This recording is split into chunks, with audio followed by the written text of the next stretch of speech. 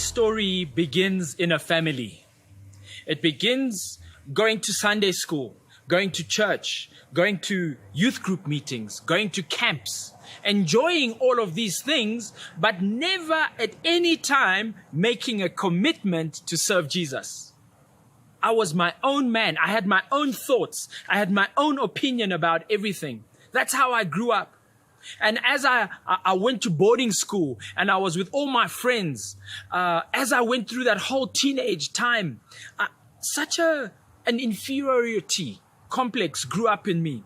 And I was always trying to be the main man, always trying to impress everybody with wild actions or wild activities, trying to be the hero. But you know, if the truth be told, I was empty on the inside. If the truth be told, I was a young man who was not growing up in my ways, but I was growing up in everybody else's ways. I did not know which direction to follow. And as I went into my late teens, such a seed of rebellion found root in my heart, where I would rebel against members of staff, the housemaster, my parents. I was just a rebel. I can remember one of my masters saying to me that you are a rebel without a cause. You're just waiting and spoiling for a fight. And that's how I was. I went off to university and it continued. My character followed me because that emptiness that was in me followed me. And it wasn't long before I was in big trouble there as well.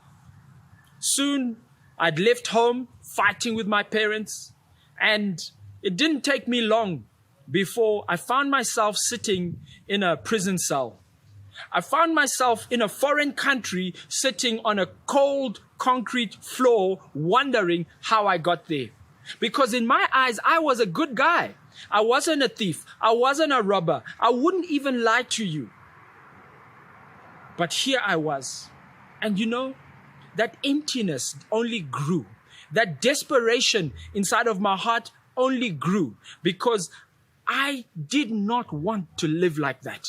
But I did not have the power to change myself. I didn't know how I could be saved. A few months later, I found myself listening to a preacher. And it was the first time I heard a preacher who told everybody that he wasn't perfect. A preacher who said that he had weaknesses and he was only able to serve the Lord by the grace of God. Every day. He was a man I could identify with because his past wasn't squeaky clean. Because up until that time, for me, when I saw a Christian, their lives were squeaky clean. Their hair was well combed. They had big black Bibles and were always neat and tidy and perfect. And I knew I wasn't that. But this man, he had walked a different road. And even on that road, Jesus had met him and changed his life from the drugs, from the women, from the running from police. And I could identify with that because that was my life. That's what I was living. And on that day, when he asked, is there anybody who wants to receive Jesus? I knew that today was my day of freedom. And on that day, I went forward for prayer. And I was desperate in my heart. When I came before the Lord, I said, Jesus, if you are there, I'm giving you 100% of who I am because I need to be changed from the top of my head to the bottom of my feet. And you know what? Jesus did exactly that.